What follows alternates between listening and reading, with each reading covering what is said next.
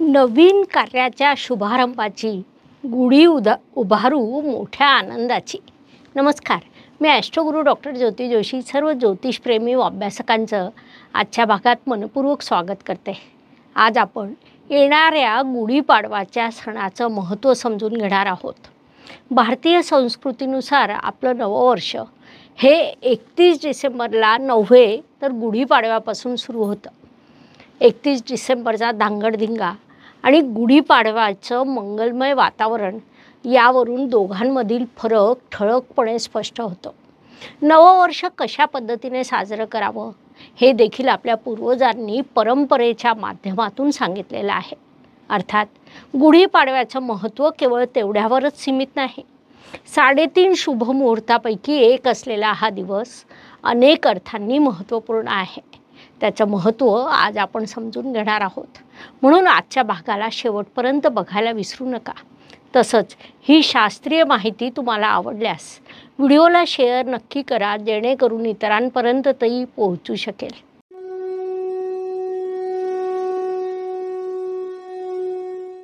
आपल्या भारतीय संस्कृतीमध्ये, आपल्या परंपरामध्ये प्रत्येक सणाचं एक स्वतंत्र महत्त्व आहे. आपले काही सण तर फारच महत्त्वपूर्ण आहेत. गुढीपाडवा त्याच महत्त्वपूर्ण सणांपैकी एक आहे, कारण या दिवसांपासून नवीन संवत्सर प्रारंभ होत असतो. चैत्र शुक्ल प्रतिपदा म्हणजे नवीन वर्षाचा प्रारंभ होय. नववर्षाच्या पहिल्या दिवशी गुढीपाडवा हा सण साजरा केला जातो. 3.5 शुभ मुहूर्तापैकी एक पूर्ण शुभ मुहूर्त असल्यामुळे या सणाला अत्यंत महत्त्व आहे. त्यानुसार या दिवशी जर काही गोष्टी आपण केल्या तर त्याचा लाभ वर्षभर होत असतो. म्हणजेच आपल्याला आपलं भाग्य समृद्ध करायचं असेल, सुखद करायचं असेल तर या दिवशी छोट्या छोट्या गोष्टी करून आपल्याला वर्षभर त्याचे सकारात्मक फळ प्राप्त करता येतील. तर चैत्र म्हणजे चैतन्य होय. झाडाला नवीन पालवी फुटत असते, त्यामुळे सर्वजण आनंदमय वातावरण पसरलेलं असतं. म्हणूनच या दिवसाचं विशेष महत्त्व आहे. खरं तर या दिवसाचं महत्त्व अनेक कारणांनी आहे. म्हणजे राजा बालीचा वध देखील प्रभू श्रीरामांनी याच दिवशी केलेला आहे. रावणाचा पराभव करून अयोध्येमध्ये परत येण्याचा दिवस देखील हाच आहे.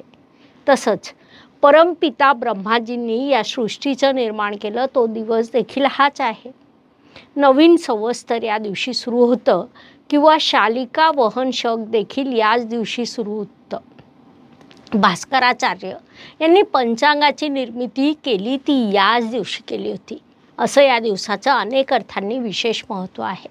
त्यामुळेच 3.5 शुभ मुहूर्तापैकी हा अत्यंत शुभ मुहूर्त मानला जातो आणि त्यामुळे अनेक लोक या दिवसाचं औचित्य साधून अनेक शुभ कार्य करीत असतात. वर्षभर आरोग्य संपन्न राहण्यासाठी या दिवसाचं विशेष महत्त्व आहे. दारावर चढवल्या जाणाऱ्या गुढीला सजवताना आपण कडुनिंबाच्या पाल्याचा उपयोग करीत असतो, कारण कडुनिंबाच्या पाल्याचा देखील या सणाला विशेष महत्त्व आहे. या दिवशी सकाळी जर आपण कडुनिंबाच्या काही पानांचं सेवन केलं तर त्याचं संपूर्ण वर्षभर आपल्याला अत्यंत शुभ परिणाम प्राप्त होऊ शकतात. गुढीपाडव्याला गुढी उभारण्याची पद्धत देखील अत्यंत महत्त्वपूर्ण आहे. या दिवशी पहाटे लवकर उठलं जातं. मोठा सण असल्यामुळे सकाळपासून सर्वत्र मंगलमय वातावरण असतं. पूर्वीच्या काळी दारापुढे सडा टाकला जायचा. आज देखील सकाळी दारासमोर रांगोळी काढली जाते. घराची सजावट केली जाते. त्यात सुवासिक फुलांचा वापर केला जातो. घरातील सर्व सदस्य नवीन व चांगले कपडे परिधान करतात. त्यानंतर गुढी उभारण्याची तयारी केली जाते. तसंच भगवान विष्णू आणि ब्रह्माजीची पूजा केली जाते. पूजा केल्यानंतर गुढीसाठी आवश्यक असलेलं सर्व सामान एकत्र करून गुढी उभारली जाते. मुख्य दरवाजासमोर आंब्याचं तोरण बांधलं जातं. गुढीच्या कलशामध्ये आंब्याचं पान, फूल, ब्लाऊज पीस किंवा साडी, बत्ताशे, कडुनिंबाचा पाला, आंब्याची पानं असं सर्व एकत्र बांधलं जातं आणि त्यावर कलश उलटा ठेवला जातो आणि ती गुढी दारावर बांधली जाते. आपल्या परंपरेनुसार गुढी म्हणजे विजय. गुढी म्हणजे असत्यावर सत्याचा विजय. वाईटावर चांगल्याचा विजय असं देखील आपण म्हणू शकतो. या दिवशी आपण कोणतीही शुभ कामं केली तरी ती यशस्वी होतात. म्हणूनच या दिवसाला 3.5 शुभ मुहूर्तापैकी एक शुभ मुहूर्त म्हटलं जातं. गुढी उभारल्यानंतर पुरणपोळी किंवा श्रीखंड पुरीचा नैवेद्य केला जातो. काही लोक गोड भात किंवा केशर भात देखील बनवतात. पारंपरिक वस्त्र परिधान करून एकमेकांची भेट घेणं, नवीन वर्षाच्या शुभेच्छा देणं हा देखील या दिवसाचा अत्यंत महत्त्वपूर्ण भाग आहे. मुख्य बाब म्हणजे आपल्या सर्व सणांचा विचार केला असता प्रत्येक सणाला एक वेगळं महत्त्व असल्याचं दिसून येतं. चैत्राची नवीन पालवी फुटणार असते. या दिवसापासून नवीन वर्षाची सुरुवात होणार असते. म्हणून या दिवसाला नवीन संवत्सर देखील म्हटलं जातं. त्यामुळेच या सणाचं विशेष महत्त्व आहे. गुढीपाडव्याला आपण कडुनिंबाचं पान खाल्लं तर आपली प्रतिकार क्षमता वाढते, आरोग्य उत्तम राहतं. या दिवसाला नवीन कापड आणणं अत्यंत फायद्याचं ठरतं. या दिवशी जर आपण घरामध्ये आनंदाचं वातावरण ठेवलं, सकारात्मक वातावरणाची निर्मिती केली, परिवारासोबत आनंद साजरा केला तर त्याचे आपल्याला वर्षभर चांगले परिणाम प्राप्त होतात. या दिवशी नवीन कपडे, नवीन अलंकार खरेदी केले जातात. किंबहुना या दिवशी घरातील महिला, घराची गृहलक्ष्मी जर आनंदी राहिली तर त्याचा अत्यंत सकारात्मक परिणाम संपूर्ण परिवारावर होतो. परिवारातील प्रत्येक व्यक्तीच्या यशावर होतो. म्हणूनच या दिवशी बोलताना देखील शुभ शब्द वापरावे, मनोभावे ईश्वराची आराधना करावी, शुभ मंत्राचं पठण करावं, योग्य पद्धतीने साधना करावी, आनंदाने गुढी सजवावी.